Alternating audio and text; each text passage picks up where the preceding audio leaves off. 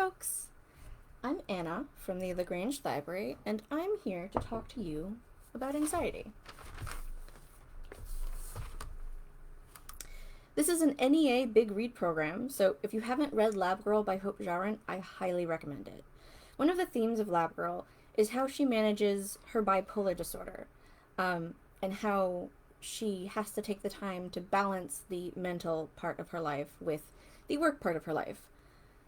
And while I can't quite speak about bipolar disorder, I can speak about anxiety. And I thought that since things are a bit of a mess right now, everyone's anxiety levels are probably a little bit higher than normal. So, anxiety, to put it politely, is disruptive. So let's talk about it. One final note. I'm not a doctor. Nothing here today is meant to diagnose anyone with an anxiety disorder. As someone who has an anxiety disorder, I'll be talking about things I've experienced and how I work with and against my brain to keep me in balance. I doubt that you'll have all of the symptoms that I talk about, but you may have some. Anxiety is different for everyone. That said, if you have all of the symptoms I'm talking about, you're checking off all of the boxes, talk to your doctor. You have options. Okay, PSA over. So, what is anxiety? Essentially, your brain thinks you're in danger. People can get anxieties, plural. That's normal, Is my promotion going to go through? Will I be accepted into college? Will the next Marvel movie be good? Normal. However, it verges into the singular anxiety when that feeling sets up shop in your brain and just doesn't leave. Free real estate. So that can get quite snowbally, to say the least. Things can compound. So there are both physical and mental symptoms of anxiety. Since your brain's the one upset and your brain's the one in charge, if your brain's upset, the rest of you is upset. So let's talk about the mental shenanigans. So the first thing, the typical anxiety symptom, is the unwelcome thoughts.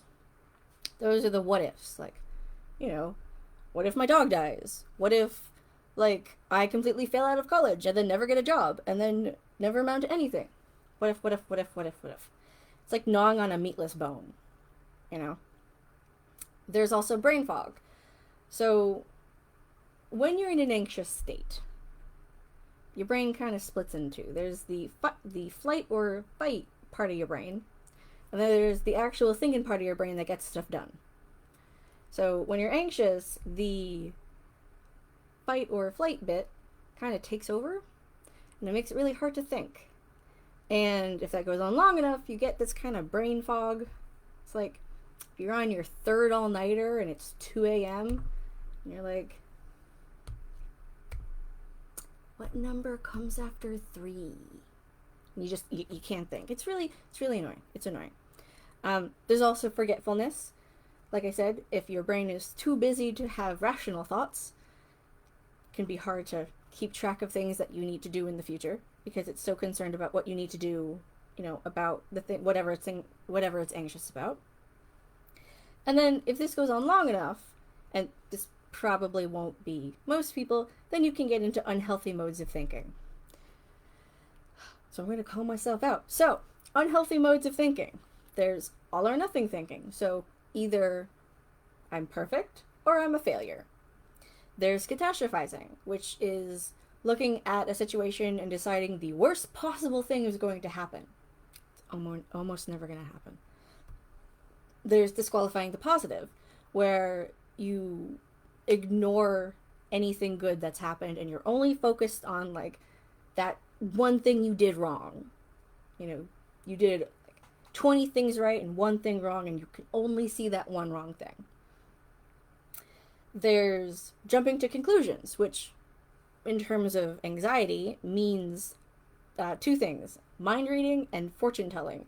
And no, I can't do either of these things. I can't join the circus. That's not my option B. Mind reading means that you try and assume what people are thinking about uh, in order to respond to whatever situation you're in. Fortune telling is something similar, just without people. It's assuming how something's going to happen. So, oh, my coworker looks a little grumpy today. You know, like they must be angry about X, which leads into the last one, which is personalization, which is something I'm horribly guilty of doing all of the time. Which means that you take a situation and you go, that's my fault. It's almost never your fault. But you go, my coworker's grumpy today. That's my fault. I must have done something wrong. What did I do wrong? You're fine. These aren't great. And then you have physical shenanigans. So, like I said before, when your body gets upset, like, so when you're anxious or upset or anything like that, your body tends to put out like hormones, put out stuff like that in order to prep itself for a fight because it thinks you're actually going to fight something, right? But, Siberian tigers aren't alive anymore. You can't just fight anything like that. We're no longer in the caveman times, thank God. But hey, your body still thinks that. So one of the big things with anxiety is that you get jittery. Like I have permanent bouncy leg syndrome. I'm always jittering. So you want to move. People pace. It's like a super common thing in movies when they get anxious, they pace around the house. Helps that they're dressed fancy, but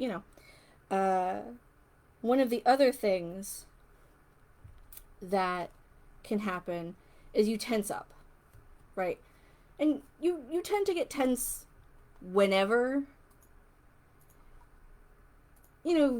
something happens, but this especially. So when you're anxious, you tend to tense up.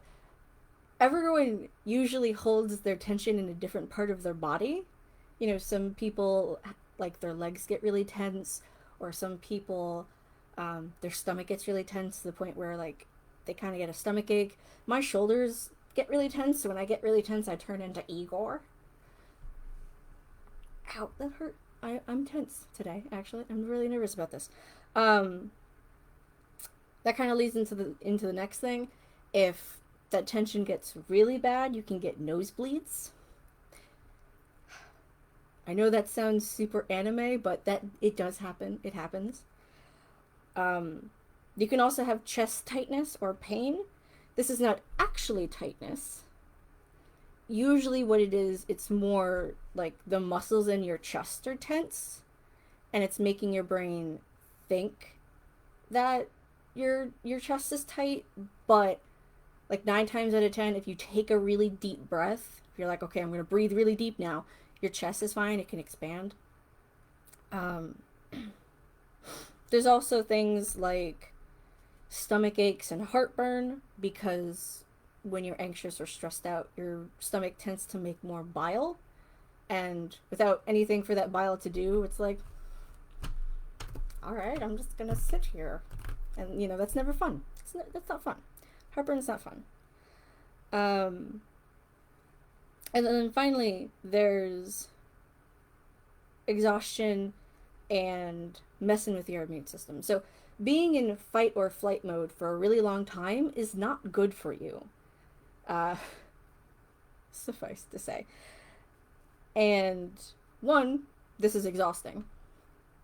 And 2, if you do that long enough, it starts to wear down your immune system. And that's not good. I mean, obviously, if you're just a healthy human being... Oh, I have 3 people watching me. Hello, folks. Nice. Excellent. We're talking about the physical symptoms of anxiety right now. But your immune system can get worn down and then that can lead you to get sick more often, which then can lead you to get more anxious, which can increase the cycle. And fun fact, when I was in undergrad and not actually treating my anxiety, I had a cold for 9 months. 9 months straight. Don't do what I did, kids. So that's what usually goes on, right? Like I said earlier, you might not have all of those symptoms, but you might have some. You might just notice the physical symptoms and not really notice the mental ones. That can happen quite often, especially if you don't really understand what's going on with anxiety, or if you're super busy, uh, and all the anxiety's like on the back burner. You're like, why do I have a stomach ache and a migraine? You're like, okay, what's going on? And your brain's over here like, ah! So, what can you do about this? So, I'm going to talk about 4 big things to do. And then we're going to talk about how to break that down for helping yourself at work and helping yourself at home. So, the first big thing is mindfulness. Because anxiety tends to either pull you into the future with, oh my gosh, what's going to happen, what's going to happen, what's going to happen, or the past, where it's like, oh, hey, remember that thing you did in 8th grade that was kind of embarrassing, but no one probably noticed? We're going to think about that for hours and you're not going to get any sleep tonight. Past. Anxiety doesn't really let you live in the present. And living in the present, while, doesn't, it sounds kind of, not the coolest, I suppose, or a bit cliche, I feel would be more accurate. Living in the present is actually super important for actually, doing things and getting things done. So making sure that you can stay where you are and not let anxiety pull you forward or backward is really important. So there are a couple ways to do this. One thing that I use super often is called square breathing. And square breathing is a really great way to calm yourself down. So when anxiety tends to get a hold of you and you start, trying to, your thoughts are kind of rushing and you're like, oh my God, oh my God, oh my God. Square breathing really helps me just calm down. It lowers your heart rate. I'm not sure why it does that. Again, I'm not a doctor, but it does. I've checked. So square breathing is you breathe in for 4, you hold for 4, you breathe out for 4, and you hold for 4.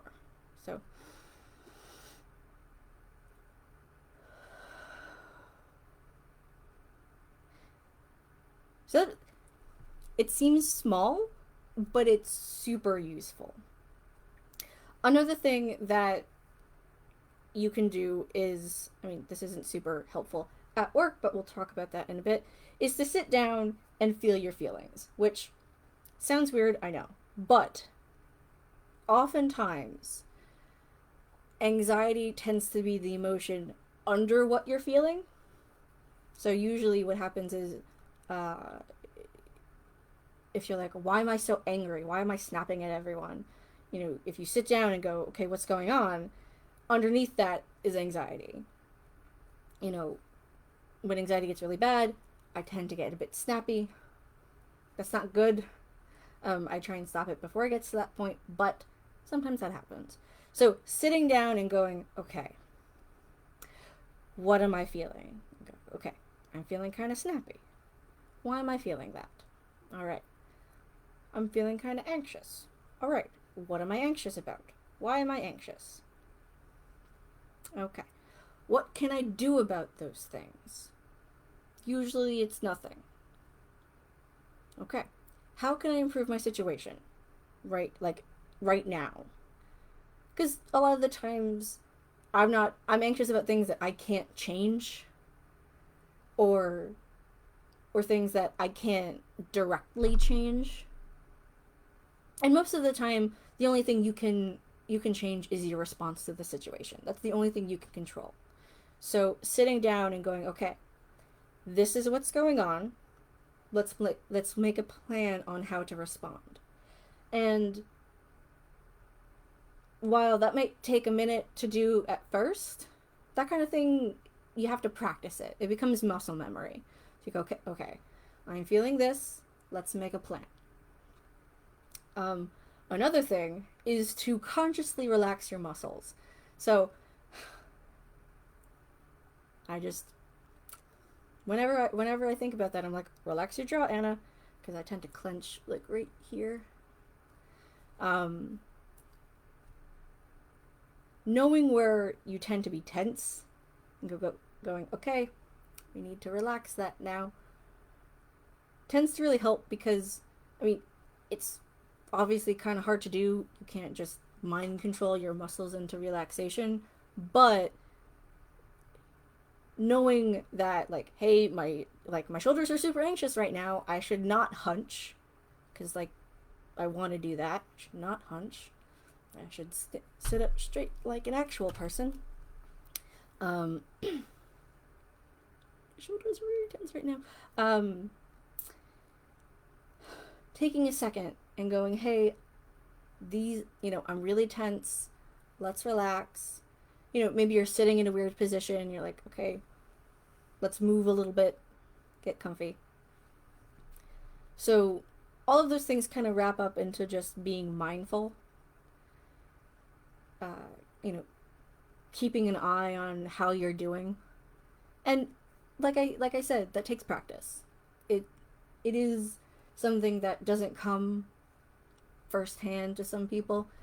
It definitely took me a while to be a little good at. I'm still working on it. The next thing is to make a clean space. And I'm not saying this is your house. Like, I can't keep my whole room clean. You can't see it because I'm a magician.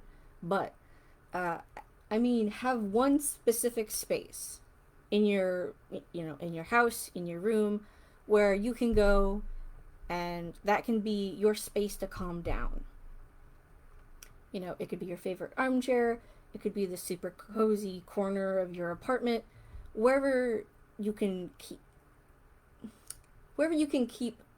if not clean, then tidy, and just have somewhere where you can go and your brain can go, oh, we're in the calm space. It's time to calm down now. This can really help, especially when, like, you have a lot of work responsibilities. So you can come home from work and you can go into that space and you can be like, okay, I'm done with work. There's no more work for the rest of the day. I don't have to think about those work things until tomorrow.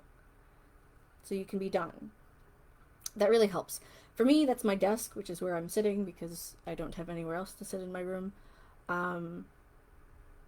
So, like, I know where everything is on my desk. I have a whole bunch of really cute things on my desk, like the ghost from Lord of the Rings. I love this boy. I have a lot of things here that make me happy. And so it's my little place to come after work and listen to music that I like, and I can be just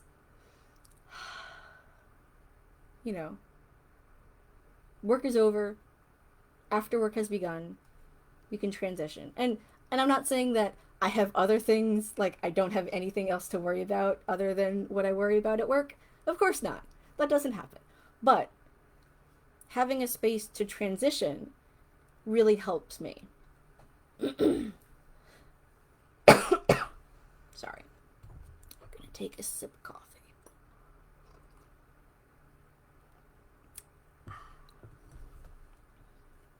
Where are we?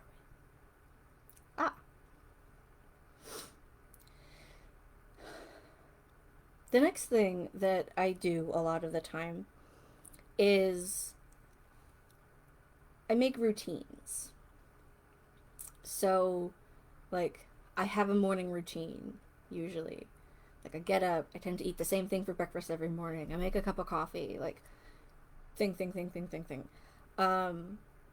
Having a routine before work and before bed really helps. Routines are great if you have anxiety because, like I said, when your fight or flight brain is in control and your rational brain is like, I got nothing, dudes, having a routine that you can do almost subconsciously helps you get things done because then you don't have to think about them.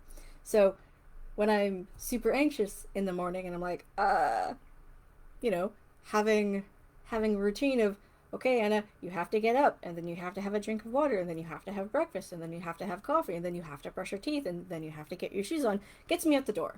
Because I have to do all of those things now, because they're in a routine. The same thing goes for going to bed. Like, I do the same few things before going to bed. It helps me, like, kind of announce that it's the end of the day to my brain, so I can go to sleep. Routines can also help you in the workday. If you have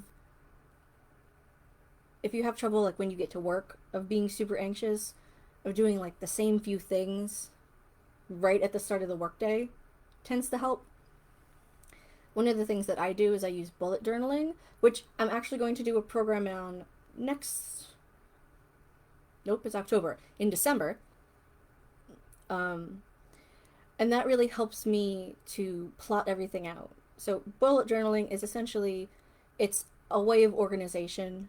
So I write everything that I do for the month, everything I do for the year, and then I also write down everything I do for that day. So at the beginning of the workday, I go in, I open my bullet journal, and I write down everything I have to do that day.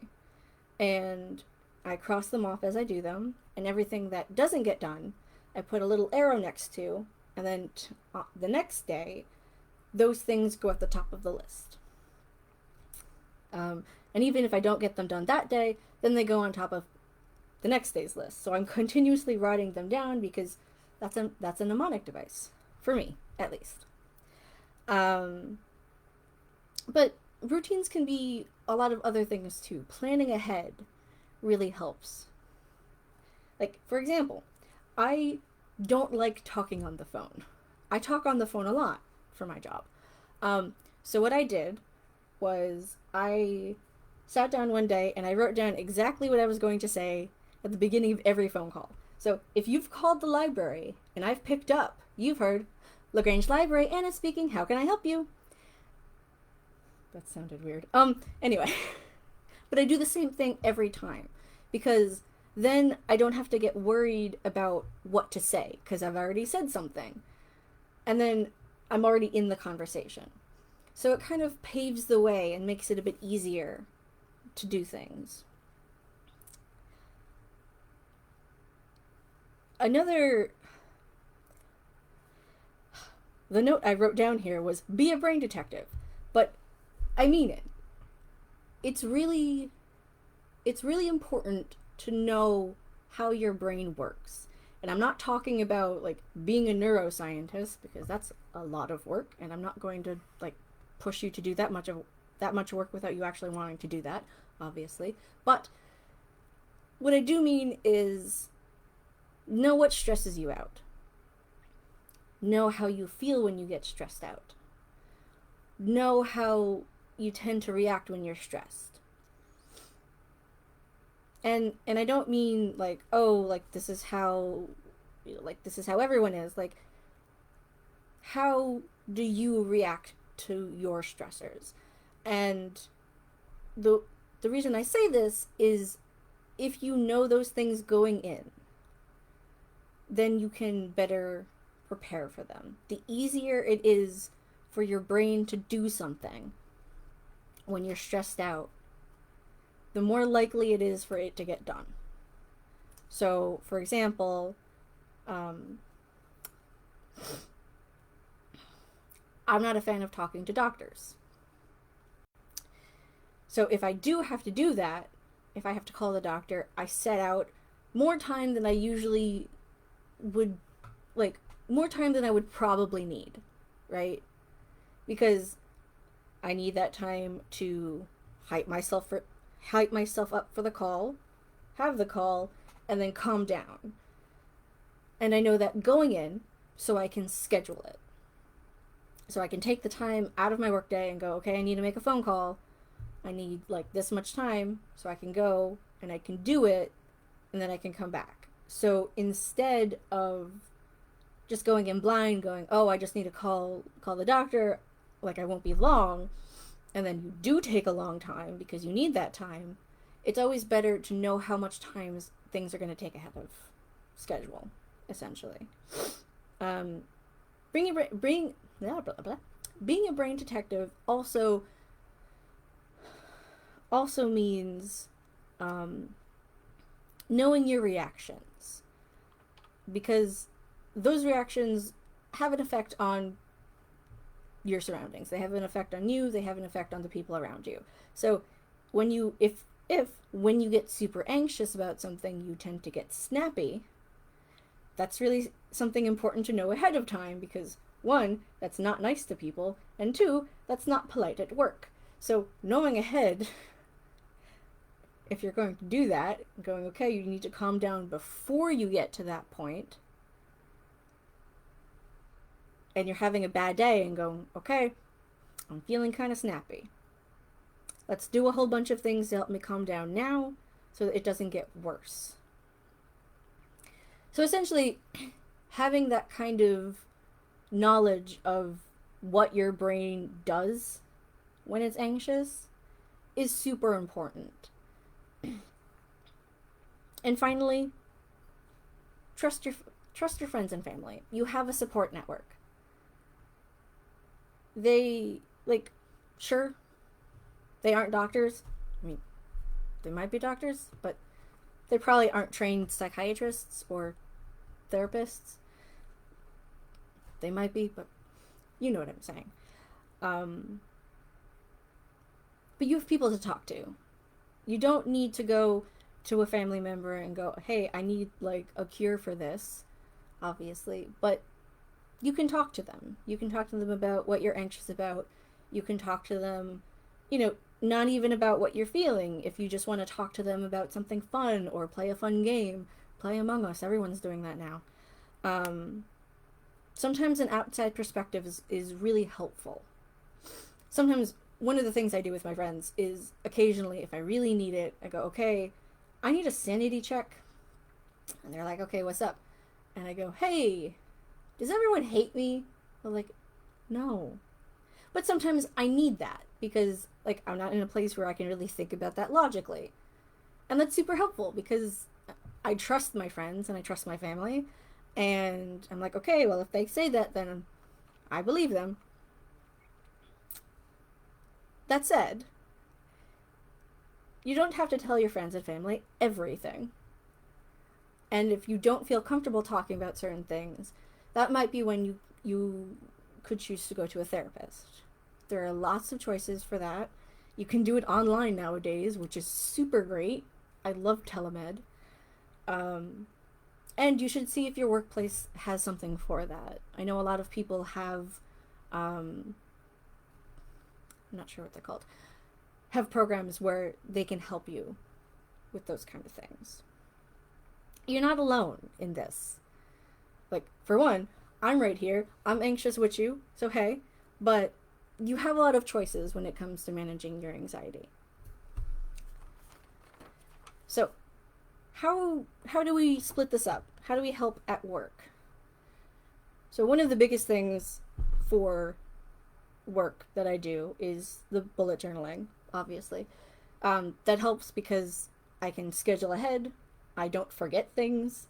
Because that really, like, when I get really upset, I tend to completely forget things that aren't super important right now.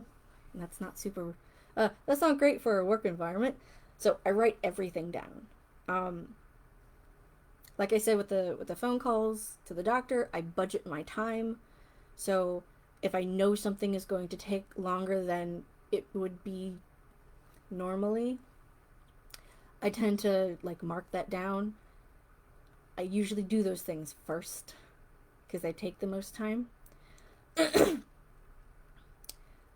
Square breathing can be done anywhere because you always have lungs. I wouldn't close your eyes to do it, but, because that attracts attention. But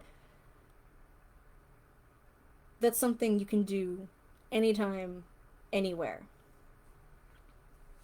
Uh, Being fidgety, I mean, I'm fidgety all the time at work and no one's really said anything.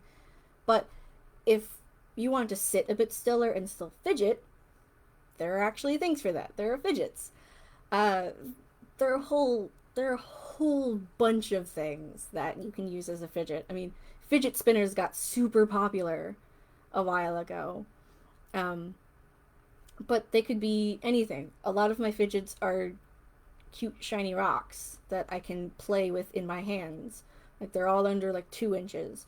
One of them has a groove in it, so I tend to I rub my thumb in it, and that's something I can do with one hand on the side while I do my work. So it keeps like a part of my brain busy, so I can get everything else done. Um, but they're like you could have these. Look at this. Look at this little boy. I'm not really sure what animal this is, but it's cute. But this is squishy, so you can sit like stress balls. You know. So that's one thing you can use to help calm yourself down while you still need to get things done. You know. As far as the physical stuff, I usually, you know, keep Pepto or Tums at your desk. That it's one of the biggest things at work that helps me because, sometimes you just can't go home and get in your pajamas and you have to keep going, and that's okay. At home, like I said earlier, maintaining a clean space helps. So, being cluttered is not great for anxiety. It's not great for me. I hate when my room is cluttered. My room is cluttered right now. But maintaining a little bit of clean space, even if that's all you can do, is super helpful. One of the other big things is try not to use a lot of blue light, especially at night. There's a lot of other things for this. Blue light helps you stay awake, but that's not super useful if you just want to sleep. There's something called Flux that you can download onto your computer that will, if you plug your general location, it will slowly, as the sun goes down, change your blue light to red light. And it does it so gradually that your eyes don't notice. Your eyes just kind of adjust to it. That's really helped me. I've been using that since undergrad, since I pulled way too many all-nighters. But those are the big things. I mean, knowing what your brain does, making a plan, and setting things up ahead of time are the biggest things that you can do. And you don't need to have an anxiety disorder to get help if you need it. In fact, it's better if you get help before you actually need it. Implementing these things now is great. Even if you're like, hey, I don't think this is that bad. Like a lot of people might, probably have it worse. You can still do stuff for yourself. That's fine. It's way easier if you help yourself now than if you get into a bad situation later. Trust me, if you take anything from this, please let it be that. You're not alone. You have options. So, I see we have 5 people still watching. If you guys have any questions, let me know in the chat and I can talk about them.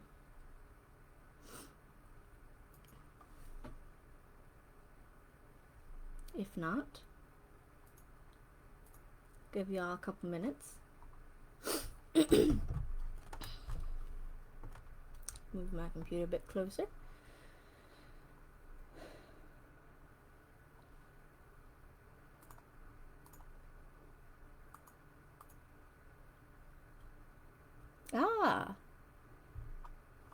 You're very welcome. I'm glad you liked the talk. I hope I could have, I hope I gave you something useful to use.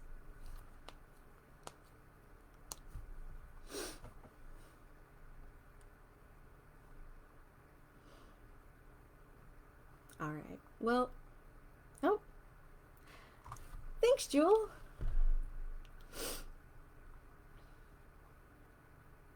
All right. Well, I will end this video in just a minute. This will be on Facebook, and then I will be putting this on our YouTube channel soon after, probably in the next couple days. So, have a great day, everyone.